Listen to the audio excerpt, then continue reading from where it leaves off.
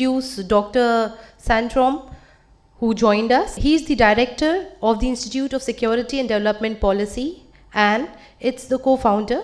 He is a fellow at the Foreign Policy Institute of Paul Ednett School of Advanced International Studies and a senior associate research fellow at the Italian Institute for International Political Studies. His expertise is in conflict management, regional cooperation, Chinese foreign policy in Northeast Asia, the Belt and Road Initiative, traditional and non-traditional security threat. He has authored several books on energy and geopolitics, Sino-Japanese relation, China's foreign policy towards Southeast Asia.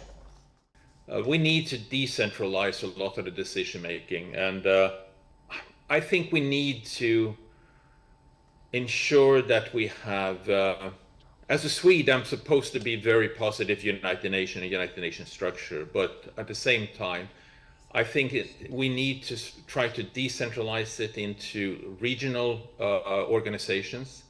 I'm thinking, for example, in Africa, we have a lot of regions are actually quite successful. What I would like to do is try to give resources to them. They understand their challenges better than we do. Would also like to try to decentralize it into, for example, women organizations, female, and very much a sort of a maybe local loans scenario. Am I optimistic? No, I'm not very optimistic, because as you rightly point out, it's geopolitical, it's national interest. We're struggling with a bureaucratic organization that is extremely costly. So I think what we need to do is also to think in alternatives. How can we create structures that are a bit outside of these tremendously large organizations? So I see the need, but I'm not entirely optimistic about bringing, for example, COP27, the UN Climate Conference in 2022, the decisions, how do we implement them? I'm not entirely optimistic on that one, unfortunately. Thank you, Professor Swanström. I wonder if anyone on the floor would like to ask a question. He's Dr. Niklas Swanström runs one of the biggest think tanks in Europe, and he's an advisor to the very senior advisor to the Swedish government, and his views are very influential in the EU.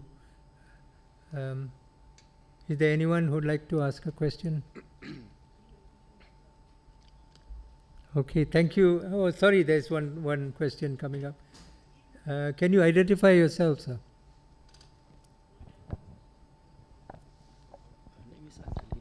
Hello.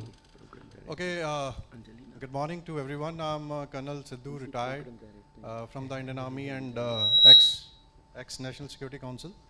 So my question is that in view of the recent activities which are going on, sir, do you think that there is a reshuffling of the funds which has been endeavored upon?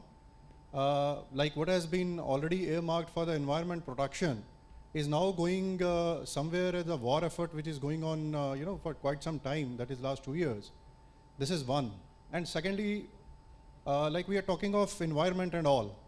So side by side there is a war going on, and there is hardly any efforts which is being put on by the global community to reach some conclusion. So don't you think whatever has been done till now has actually been reversed? Because if you see the implications, there are organizations which are studying about the effects of the war on the environment, and it has the results are quite detrimental. So what's your take on that? Thank you.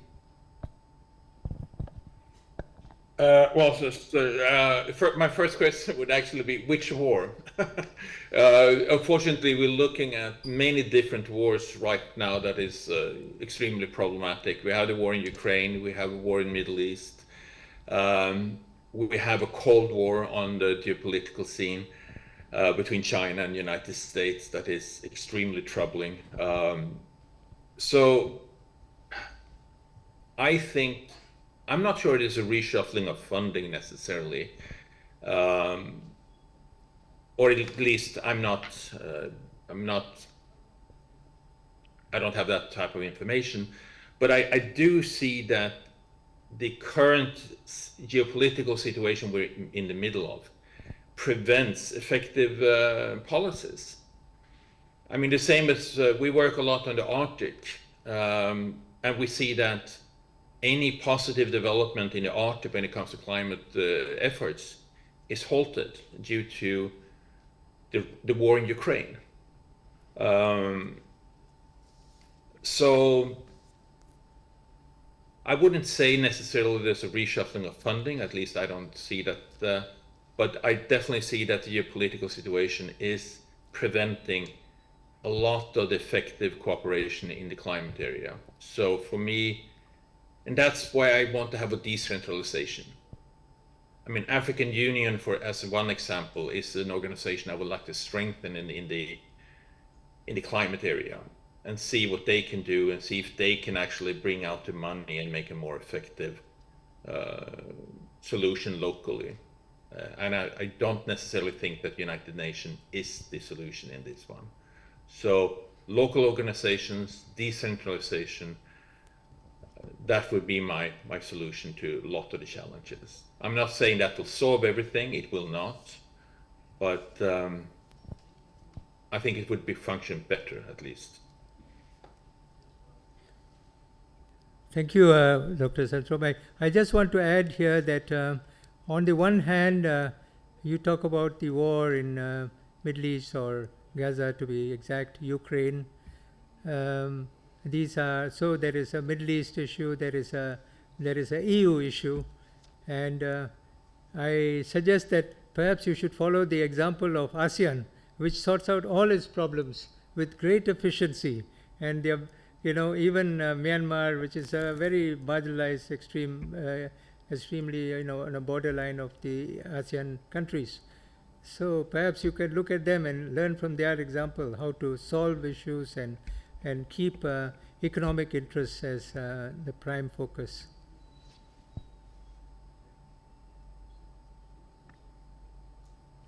Well, I would love to look at how ASEAN has done, but when it comes to, for example, the Russian invasion of Ukraine, it's a very different agenda. So for us, I would say as European, but also for most of the democratic states, there's the support of Ukraine has to be a priority.